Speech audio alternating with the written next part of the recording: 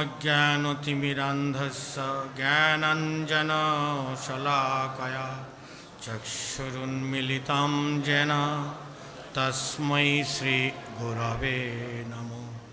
श्रीचैतन्यमनोभीष्टं स्थापितं येन भूतले स्वयं रूपकदा मह्यं ददाति स्वपदान्तिकम्। वन्देऽहं श्रीगुरो श्रीयुतपदकमलं श्रीगुरून् वैष्णवांश श्रीरूपं साग्रजातं सहगण रघुनाथं नितं तं सजीवं साद्वैतं सावधूतं परिजनसहितं कृष्णचैतन्यदेवं श्रीराधाकृष्णपदान् सहगण ललिता श्रीविशाखान्वितांश। नमो विष्णुपदाय कृष्णप्रेष्ठाय भूतले श्रीमते जयपताका स्वामी इति नामिने। नमोऽचार्यपादाय निताय कृपाप्रदायिने गौरकथाधमुदाय नगरग्रामतारिणे। नमो विष्णुपदाय कृष्णप्रेष्ठाय भूतले श्रीमते भक्तिवेदान्त स्वामी इति नामिने। नमस्ते सारस्वत्यदेवे गौरवाणी प्रचारिणे निर्विशेषशून्यवादी पाश्चात्यदेशतारिणे। वाञ्छाकल्पतरुभ्यश्च कृपासिन्धुभ्येव च पतितानां पावनेभ्यो वैष्णवेभ्यो। जय श्री कृष्ण चैतन्य प्रभु नित्यानंद श्री अद्वैत गदाधर शिवासादि गौरभक्तबिंद। हरे कृष्णा कृष्णा कृष्णा हरे हरे हरे राम राम राम हरे हरे। ओं नमो भगवते वासुदेवाय।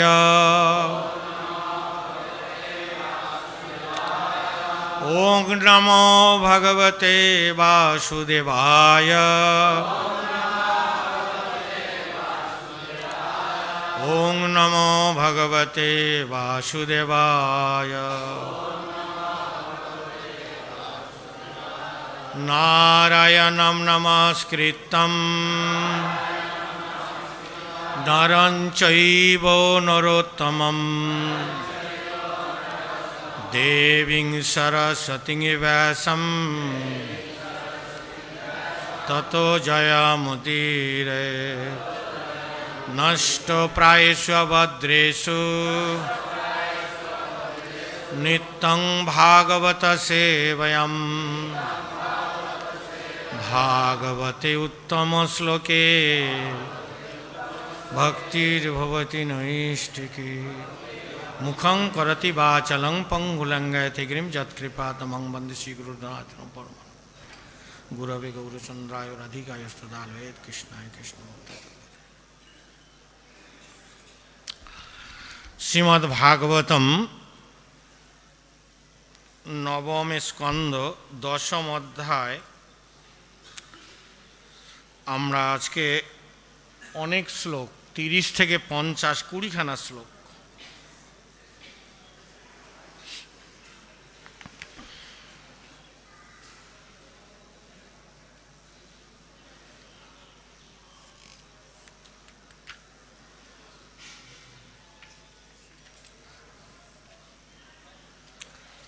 শ্রবণ করব আমরা।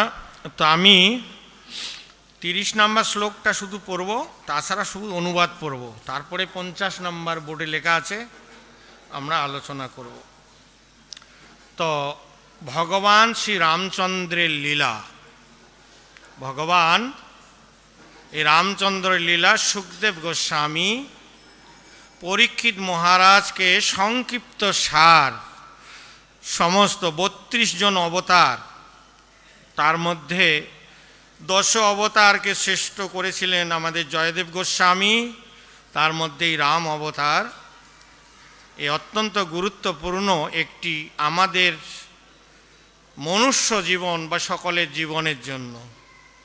কারণ রাম ভগবান মর্যাদা পুরুষোত্তম, এবং রামের যতগুলো অভিনয় করেছে তাদের চরিত্র একদম নিখুঁত, নীতিজ্ঞ ছিল, কোনো রকমের ত্রুটি ছিল না, আদর্শবান। এই জন্য রামচরিত প্রত্যেককেই জানা দরকার।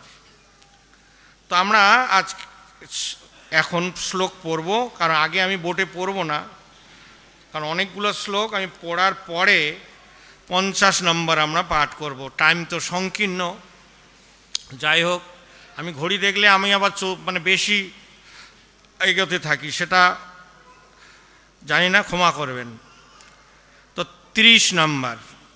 তত দদর্শ ভগবান অশোক বণিকাশ্রমে খামাম স্থবিরহ ব্যাধিম সিংহপামূল মাশ্রিতম।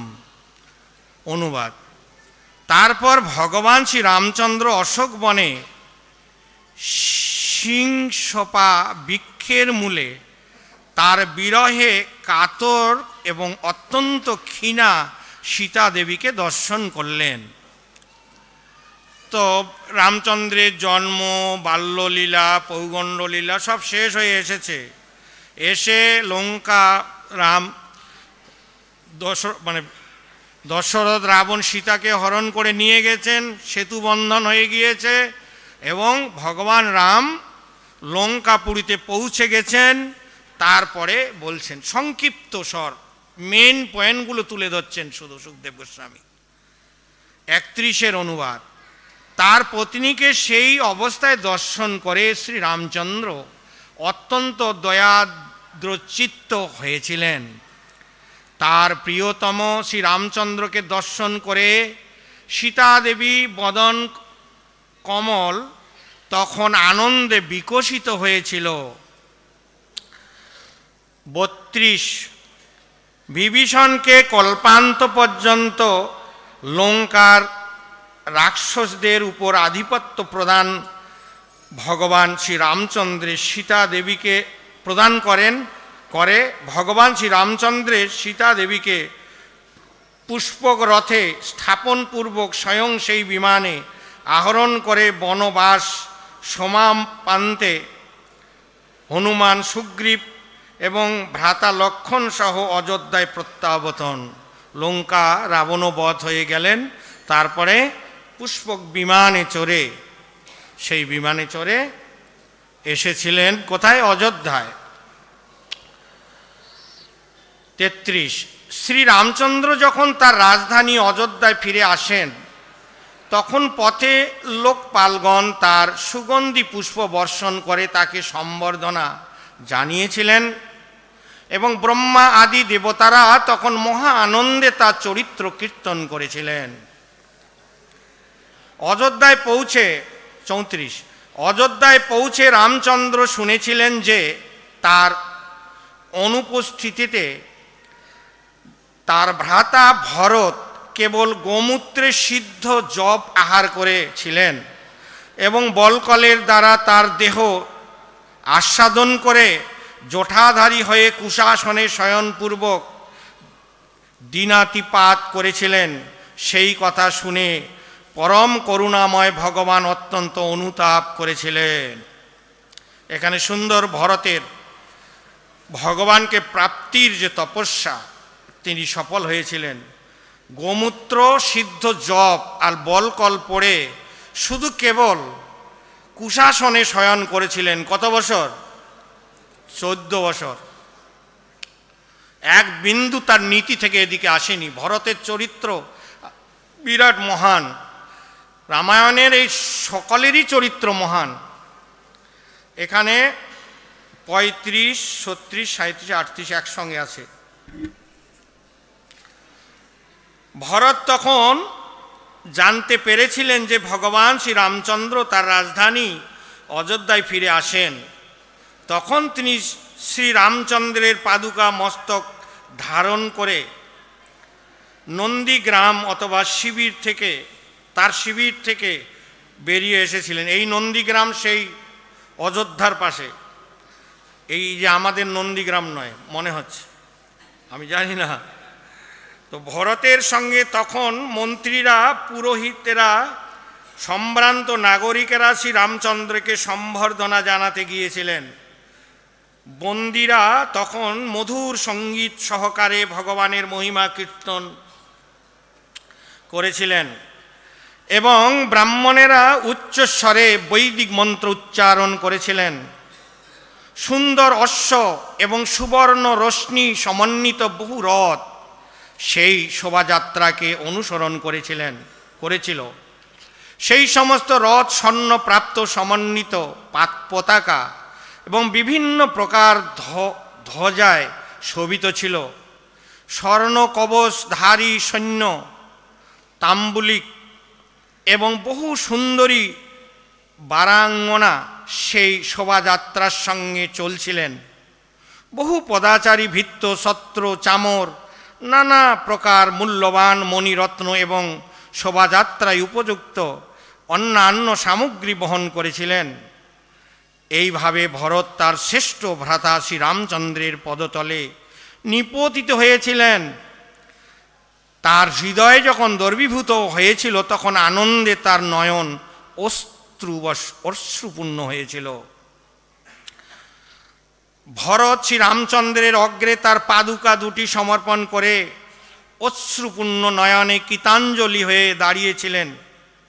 তখন শ্রীরামচন্দ্র তার অশ্রু জলে ভরতকে স্নান করিয়ে বহুক্ষণ ধরে আলিঙ্গন করেছিলেন। সীতাদেবী এবং লক্ষ্মণ সহ শ্রীরামচন্দ্র বিজ্ঞ ব্রাহ্মণ ও পূজনীয়দের মূল কুলভৃতদের প্রণতি নিবেদন করেছিলেন এবং অযোধ্যায় প্রজাবৃন্দ তখন ভগবানকে তাদের সশ্রদ্ধ প্রণতি নিবেদন করেছিলেন। কত সুন্দর শিষ্টাচার! অযোধ্যায় নাগরিকেরা দীর্ঘ অনুপস্থিতির পর তাদের রাজাকে প্রত্যাবর্তন করতে দেখে তাকে মাল্য প্রদান করেছিলেন এবং তাদের উত্তরীয় বসন আন্দোলন করে তাদের আনন্দে নৃত্য করেছিলেন। হে রাজন, পরীক্ষিতকে বলছেন, ভরত শ্রীরামচন্দ্রের পাদুকাদয়, সুগ্রীব ও বিভীষণ চামর, উৎকৃষ্ট ব্যঞ্জন, হনুমান শ্বেতশস্ত্র, শত্রুঘ্ন ধনুক এবং দুটি তৃণ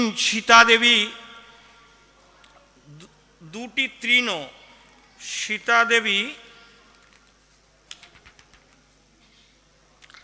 তীর্থজলপূর্ণ কমণ্ডলু, অঙ্গদ খর্গ, ঋকরাজ জাম্বুমান স্বর্ণ কবচ ধারণ করেছিলেন। এগুলোর সঙ্গে করে যাচ্ছিলেন। হে মহারাজ পরীক্ষিত, পুষ্পকরাতে উপবিষ্ট ভগবানকে পুরো নারীরা প্রার্থনা নিবেদন করেছিলেন। বন্দীরা তার চরিত্র গাথা কীর্তন করেছিলেন। তখন তিনি গ্রহ নক্ষত্রের মাঝখানে চন্দ্রের মতো শোভা পাচ্ছিলেন। গ্রহ নক্ষত্রে যত নক্ষত্র আছে তার মধ্যে যদি চন্দ্র উদিত হয় কীরকম হয়? অপূর্ব এক, ঠিক ভগবান রামচন্দ্র সেই রকম প্রভাব বিস্তার করেছেন। সুখদেব গোস্বামী এখানে বলছেন।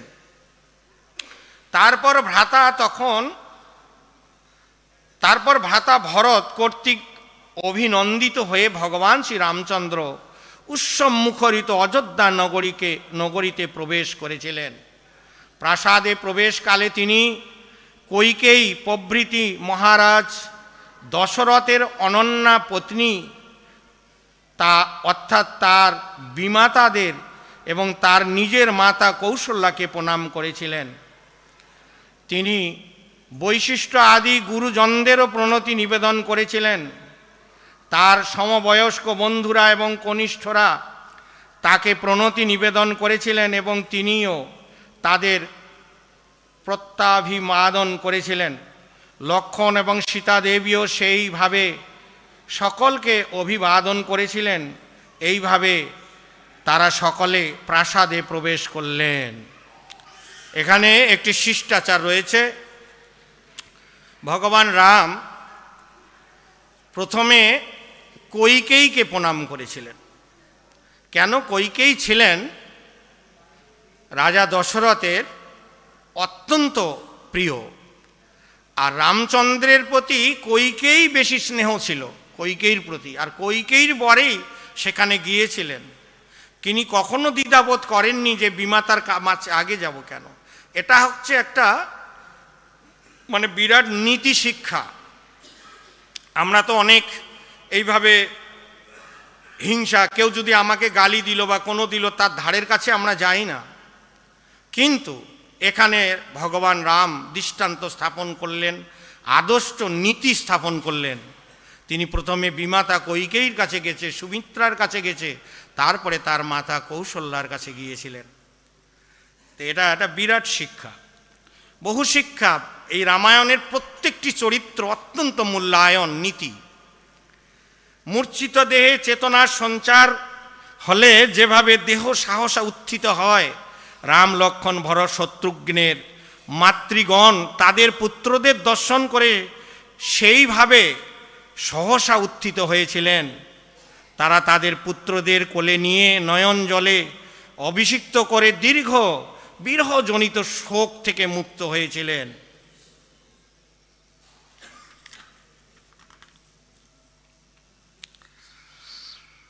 কুলগুরু বৈশিষ্ট্য শ্রী রামচন্দ্রের জটা মোচন করে তার মস্তক মুন্ডন করেছিলেন এবং তারপর কুলবৃদ্ধদের সঙ্গে মিলিত হয়ে 4 সমুদ্রের জল নিয়ে দেবতাদের ইন্দ্রের মতো শ্রীরামচন্দ্রের অভিষেক হয়েছিল। ভগবান শ্রীরামচন্দ্র এইভাবে মস্তক মুন্ডনপূর্বক স্নান করে সুন্দর বসন পরিধান করেছিলেন এবং মাল্য অলঙ্কারে ভূষিত হয়ে সুন্দর বসন ও অলঙ্কারে বিভূষিত ভ্রাতাগণ সীতা দেবী সহ শোভা পেতে লাগলেন। তো এখন তারা এইভাবে রাজ্যে প্রবেশ করে ধর্মরাজ্য স্থাপন অভিষিক্ত হলেন স্বয়ং ভগবান রামচন্দ্র। 50 নম্বর শ্লোক লেখা রয়েছে, সকলে পড়ব, একবার পড়ব, বেশি পড়ব না, ঠিক আছে? সকলেই উচ্চারণ করবেন। অগ্রহিদাসনম ভাত্রা পনিপত্ত প্রসাদিতা প্রজাস ধর্ম নিরতা মন্নাশ্রমা গুণান্বিতঃ যুগোপ পিতৃবত রাম মেনিরে পিতরং চ তম। অনুবাদ এবং এই শ্লোকের যথার্থ তাৎপর্যটাও বড়। তো অনুবাদ: ভরতের প্রণতি ও শরণাগতিতে প্রসন্ন হয়ে ভগবান শ্রীরামচন্দ্র তখন রাজসিংহাসন গ্রহণ করেছিলেন।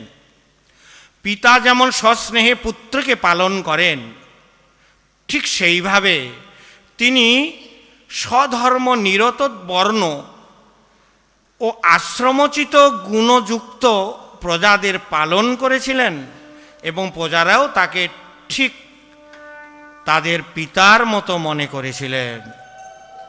তো তাৎপর্য অত্যন্ত গুরুত্বপূর্ণ, কারণ প্রভুপাদ এই শ্লোকে যেহেতু এখানে রাজা প্রজা পালনের রামচন্দ্রের এই অনুবাদে দিয়েছেন, তো পুত্রকে যেমন পিতা পালন করে সেটা একটা, আর আশ্রমোচিত, এই দুটা সুযোগ পেয়ে প্রভুপাদ তার মনের কথা ব্যক্ত করেছেন সুন্দরভাবে। এটা যদি কেউ অনুশীলন করে প্রত্যেককেই, তাহলে তাদের জীবন ধন্য হবে। ভালো করে শুনুন তাৎপর্য।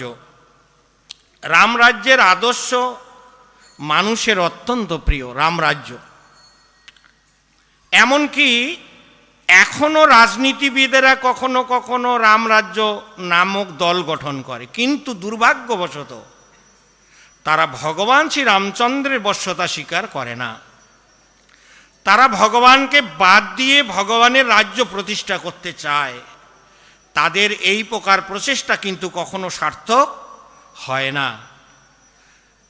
রাষ্ট্র, সরকার এবং প্রজাদের সম্পর্ক যখন শ্রী রামচন্দ্রের সঙ্গে তার প্রজাদের সম্পর্কের মতো হয়ে ওঠে, তখনই কেবল রামরাজ্যের প্রতিষ্ঠা হতে পারে। পিতা যেই প্রকার স্নেহে পুত্রকে পালন করেন, ভগবান শ্রী রামচন্দ্র ঠিক সেইভাবে তার প্রজাদের পালন করেন এবং তার ফলে তার প্রজারাও তাকে ঠিক তাদের পিতার মতোই বলে মনে করতেন। এইভাবে পিতা পুত্রের মতো রাজা এবং প্রজা সম্পর্ক গড়ে ওঠা উচিত। পুত্রেরা যখন সুরক্ষিত হয় তখন তারা পিতা মাতার বাধ্য হয় এবং উপযুক্ত পিতা এবং সন্তানদের যথাযথভাবে পালন পোষণ হয়। এইখানে স্বধর্ম নিরতা বর্ণাশ্রম গুণান্বিতা শব্দটির মাধ্যমে সেই কথা ব্যক্ত হয়েছে।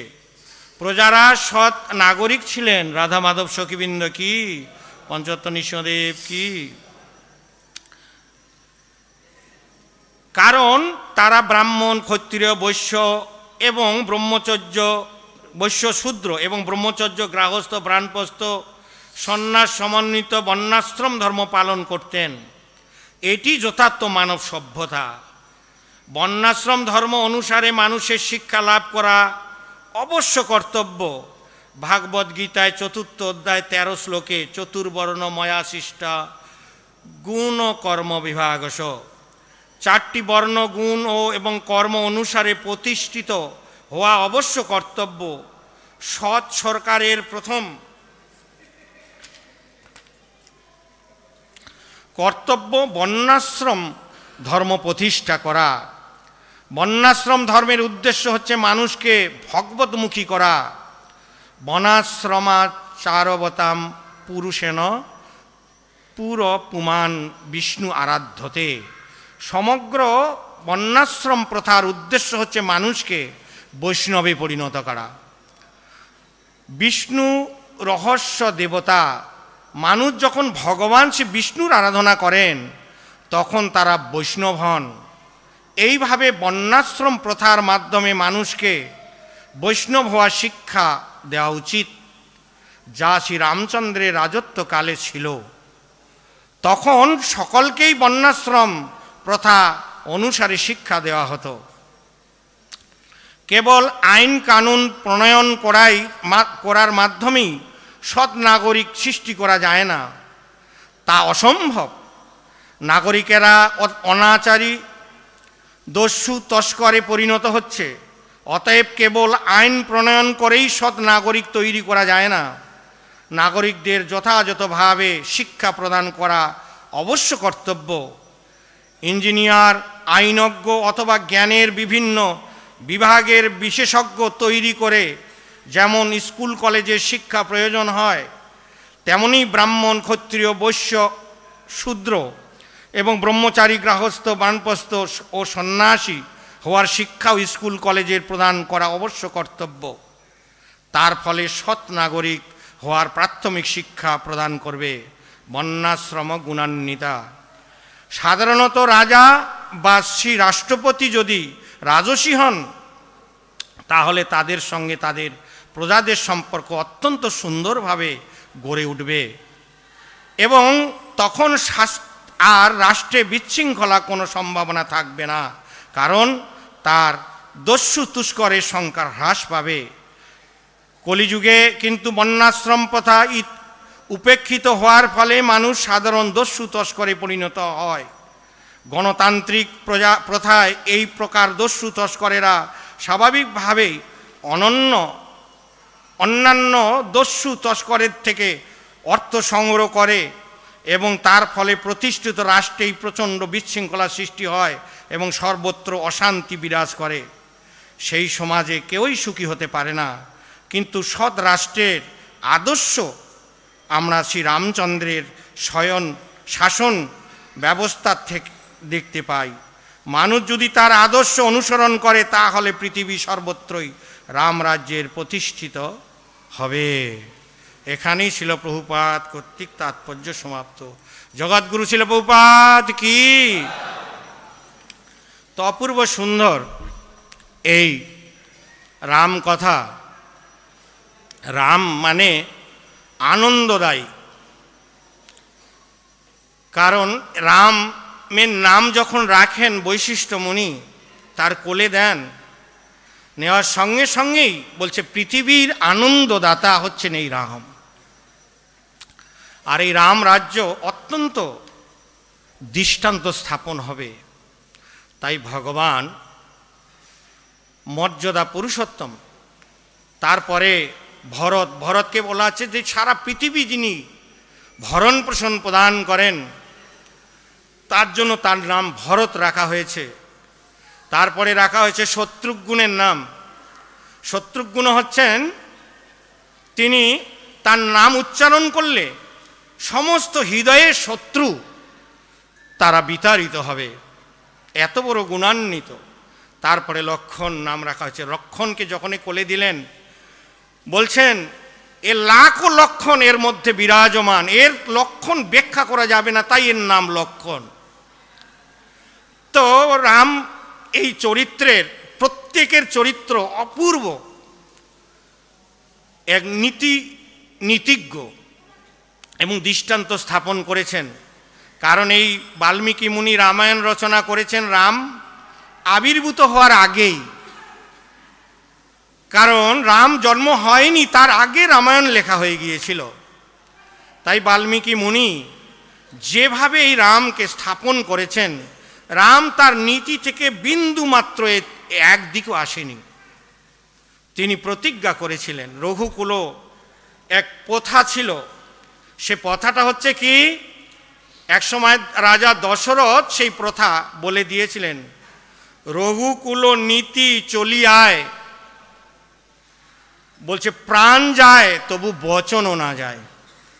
তাদের বাক্য এত বড়, প্রাণ যদি রক্ষা শেষ হয়ে যাবে তাও বাক্য থেকে এক চুলো সরে আসবে না। এটা রামরাজ্যে প্রতিষ্ঠিতের এইটাই হচ্ছে ছিল ধর্ম। প্রাণ যায় তবু বচনও না যায়। তাই ভরতের চরিত্র এখানে উত্থিত হয়েছেন। ভরত একজন এমনই ব্যক্তি ছিলেন, ভরতের চরিত্র অপার। তাই আমি অল্প একটু ভরতের চরিত্র এখানে বলবো। ভরতের চরিত্র অত্যন্ত উজ্জ্বল এবং আদর্শ। তার চরিত্র কখনো কোনো দোষ দেখা যায় না।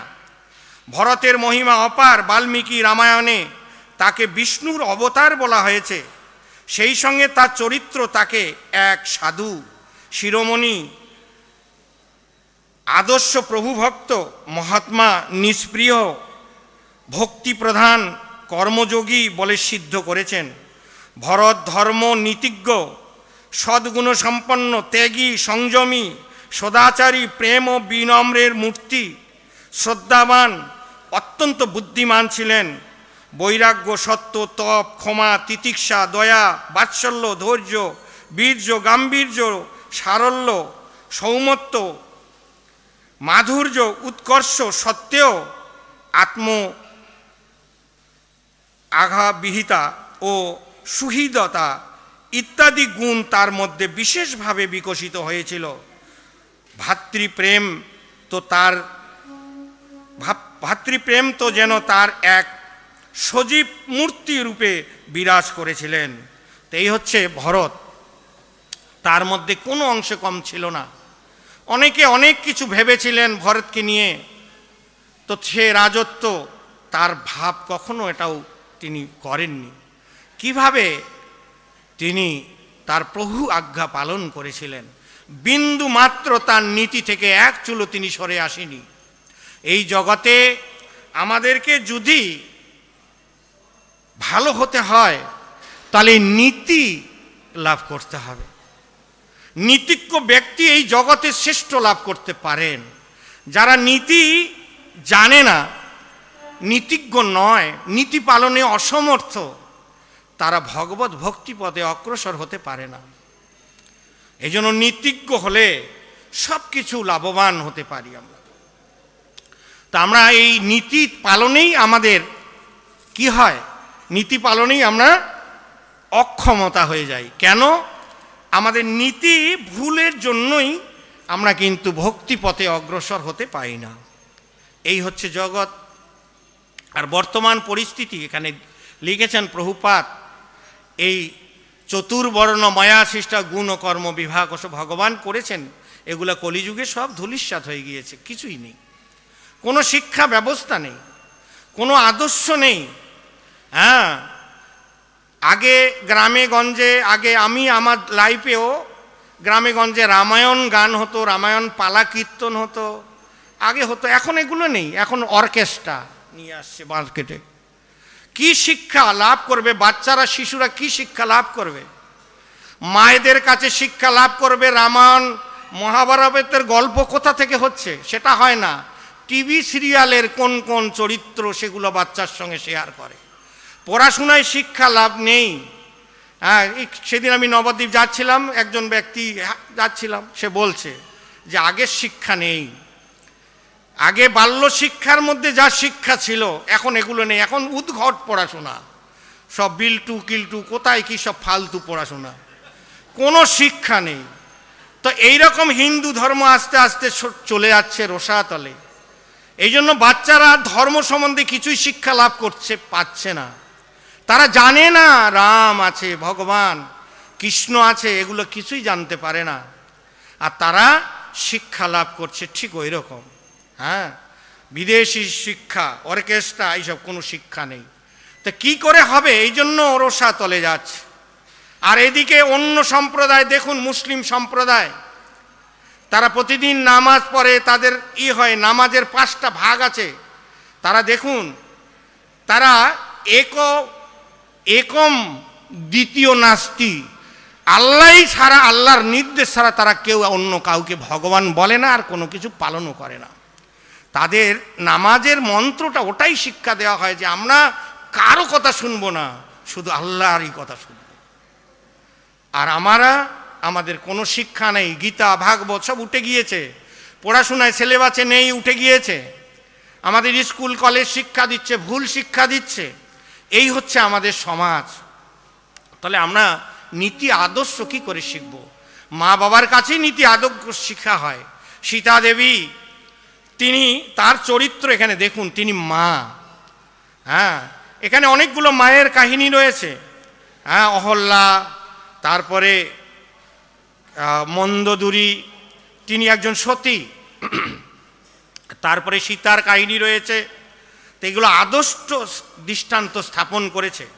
এই জগতে যদি সমস্ত সহনশীল পৃথিবীতে যত আছে সারা বিশ্ব ব্রহ্মাণ্ডে, সমস্ত সহনশীল যদি এক জায়গায় করা হয়, তাহলে সীতা দেবীর মতো একজন ব্যক্তি হয়। সীতা দেবীর মধ্যে এত সহনশীল। তিনি বন থেকে ফিরে আসলেন, আসার পরে ভগবান রামচন্দ্র, তিনি যখন বন থেকে ফিরে আসেন, তিনি এর আগে ছিলেন রাজকুমার এবং রাজা রাম। বন থেকে ফিরে আসার পরে তার উপাধি লাভ হলো মর্যাদা পুরুষোত্তম ভগবান। কেন? তিনি বনে গিয়ে রাজাদের সঙ্গে মিলিত হননি, মুনি ঋষিদের সঙ্গে শুধু মিলিত হননি, বহু মুনি ঋষির সঙ্গ তিনি সেখানে করেছিলেন। কিন্তু তা সত্ত্বেও তিনি এক কেওট কি মিগারি, তার সঙ্গে সঙ্গ করেছিলেন, শবরীর সঙ্গ করেছিলেন, এবং সুগ্রীবের সঙ্গ করেছিলেন, হনুমান বানরদের সঙ্গ করেছিলেন। এই জন্য এদেরকে নিয়ে তিনি দৃষ্টান্ত স্থাপন করেছিলেন। এই জন্য অন্য রাজারা, আমরা তো চেয়ারের জন্য ব্যস্ত, ভগবান রাম ওইরকম হননি। তিনি জানেন, খুশি মনে তিনি দিতে পারতেন। ভরতকেই রাজ করার জন্য তিনি উদ্বিগ্ন ছিলেন, তার ভাব এটা ছিল। কিন্তু এটাই হচ্ছে আদর্শ দৃষ্টান্ত। তাই সীতা দেবী যখন ফিরে আসলেন, প্রজারা কানাকানি করছেন কি যে সীতা দেবী পরপুরুষের ঘরে এত বছর ছিল, রামচন্দ্র ঘর করছে এরকম। তার গুপ্তচর দিয়ে এই নির্দেশ যখন জানতে পারলেন, লক্ষ্মণকে বলছেন, লক্ষ্মণ তুমি সীতাকে, তখন সীতা অলরেডি গর্ভবতী, তিনি গর্ভে 2টি সন্তান ধারণ করছেন। তো তখন তাকে লক্ষ্মণ কিছুতেই রাজি হবে না। তখন রাম নিজে প্রতিজ্ঞা করলেন, তুমি যদি না যাও তাহলে আমার দিব্যি দিয়ে বলছি। তখন নিতে বাধ্য হয়েছে। লক্ষ্মণ কি করবেন, মাতা স্বরূপ সেই ভাবী সীতাকে নিয়ে গেলেন। যেতে যেতে গভীর বনে যখন প্রবেশ করলেন, তখন অশ্রু বর্ষণ করে কান্না করে করে বলছেন, মা তোমাকে আমি আগে বলছেন আমি ঘুরতে নিয়ে যাচ্ছি। তারপরে তিনি বললেন যে মা তোমাকে এইখানে আমি এই জন্য এনেছি, আমার প্রভু ভগবান রাম তোমাকে পরিত্যাগ করেছেন। এই কথা বলে লক্ষ্মণ তিনি চলে আসছেন। সীতা দেবীর নীতি দেখুন, যত সহনশীলতার শ্রেষ্ঠ যদি থাকে সীতা দেবীর মধ্যে আছে। সীতা দেবী তাতে বিরূপ কিছু ভাবেননি, রামের প্রতি কোনো বিরূপ ভাব নেই। তিনি কোনো প্রত্যুত্তর করেনি, তিনি রাজ্য ধর্ম স্থাপন করবেন, তাই ধর্ম স্থাপনের জন্য এসেছেন। আমি তার সহধর্মিনী, আমি ধর্মপথে তাকে সাহায্য করতে এসেছি। আমি যদি সাহায্য করব না তো কে করবে? তাই উনি যেটা মঙ্গল আমার চান সেটাই হবে। এইভাবে তিনি মাতা পেতে এত বড়, ওই রকম একজন রাজ পরিবারের রাজদুহিতা কন্যা, জনক রাজার কন্যা ছিল, অযোধ্যার রানী ছিলেন, প্রধান রানীদের মধ্যে অন্যতমা। তাহলে তার যদি এই দশা হয় কত বড়। আর আমরা একটু এদিক উদিক হয়ে গেলেই পার্টির নেতার কাছে, দশের কাছে, সবার কাছে স্বামীর বন্নাম নিয়ে একদম বিরাট লিস্ট নিয়ে গিয়ে হাজির হয়ে গিয়েছি। তো ঠিক এই হচ্ছে পরিবেশ, এগুলো শিক্ষা লাভ করা উচিত। এই জন্য মায়েদের কর্তব্য, আদর্শ। তাই সীতা দেবী তার 2 সন্তানকে আশ্রমে, বৈশিষ্ট্য মুনির আশ্রমে পালন করেন। সেখানে তিনি আদর্শ শিক্ষা লাভ করে সেই সন্তানকে শুধু রামায়ণই শুনিয়েছিলেন, অন্য কোনো কথা, রামচরিত্রই তার কাছে গুণমহিমা কীর্তন করছে। তাই তারা এত শক্তিশালী হয়েছিলেন। তারা রামকে চেনে না, তার বাবার পরিচয় জানে না। যখন ঘোড়া ধরেছিলেন, এরপরে আসবে উত্তরাখণ্ড, এই ফিরে আসছে, এখন উত্তরাখণ্ড শুরু হবে। লবকুশের লীলা, সীতার গুণমহিমা কীর্তন। সীতাকে ত্যাগ করেছিল রাজ্যবাসী, রাজ্যবাসীর কাছে সীতার গুণমহিমা কীর্তন করবে। তোমরা এমন মহান এক মহিয়সী নারীকে তোমরা ত্যাগ করেছো, তোমরা জানো না কত বড় ভুল করেছো। তাই প্রজা অযোধ্যাবাসীকে কান্না করিয়ে সবার কাছে সীতাকে ক্ষমা প্রার্থনা করেছিলেন। বহু ইতিহাস, বহু শিক্ষা, আমার অনেক কিছু বলার ছিল এখানে। বহু নীতিজ্ঞ, বহু নীতি রয়েছে, তো এই নীতি থেকে শিক্ষা লাভ, তো বহু শিক্ষা আমাদের লাভের প্রয়োজন রয়েছে এই জগতে। তো এগুলো আমাদের জানা উচিত প্রত্যেককে। আর আমরা যদি জানবো তাহলে এই নীতি শিক্ষা তখনই আমরা লাভ করব। নীতি লাভ করেছিলেন কে? পঞ্চপাণ্ডবরা নীতিজ্ঞ ছিলেন, নীতি লাভ করেছিলেন এবং ভগবানের শ্রেষ্ঠ ভক্তে পরিণত হয়েছিলেন। এই রকম প্রহ্লাদ মহারাজ, ধ্রুব মহারাজ, সকলে নীতি পালন করেছিলেন। এবং সুদামা, তিনি নীতিজ্ঞ ছিলেন, তাই সব কিছু ভগবানের শ্রেষ্ঠ ভক্তে পরিণত হয়েছিলেন। এই জড়জগতেরই উদাহরণও রয়েছে, আমি নাম বলবো না। যারা নীতিজ্ঞ তারা কত বড় হতে পারে।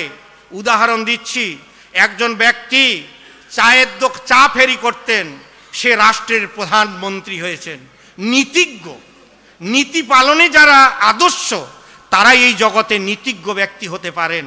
এই জন্য নীতি থেকে যারা দূরে সরে যাবেন, তাদের যত বড়ই এই জগতে প্রভাব বিস্তার করো না কেন, তার কোনো প্রভাবে এখানে কাজ হবে না। আদর্শ হতে গেলে আদর্শ নীতিবান হতে হবে। এই জন্য নীতি পালন করুন। গুরুদেবের নির্দেশ আমরা পালন করছি। প্রভুপাদ এখানে আদর্শভাবে আজকের এই শ্লোকের তাৎপর্যে চতুরাশ্রম, বাক্য, গুরুবাক্য এবং কি রাজনীতিবিদ এবং কুসংস্কার সব কিছু এই তাৎপর্যে দিয়েছেন এই রাম রাজ্যের। এইখান থেকে এরপরে উত্তরাখণ্ড রাম রাজ্যের রাজ্য বর্ণনা হবে। তো ঠিক অপূর্ব সুন্দর একটি কথা প্রভুপাদ এই তাৎপর্যের মধ্যে দিয়েছেন। সময় নেই, সময় উত্তীর্ণ হয়ে গিয়েছে। তো এই জন্য এই আদর্শ নীতিবান হতে গেলে গুরুর নির্দেশ, আদেশ এবং যে আশ্রমে আছি এই আশ্রমের ঠিক ঠিক নীতি পালন করাই নীতিজ্ঞবানের কর্তব্য। এবং সে সমস্ত কিছু এই অতিক্রম করেও সে শ্রেষ্ঠ রাজ্য লাভ করে ভগবদ্ধামে ফিরে যেতে পারবেন। এটাই আদর্শ চরিত্র। হরে কৃষ্ণ কৃষ্ণ কৃষ্ণ হরে হরে, হরে রাম রাম রাম হরে হরে। অমল পুরাণ শ্রীমদ্ ভাগবতম কি, প্রভুপাদ কি, গৌর প্রেমানন্দে।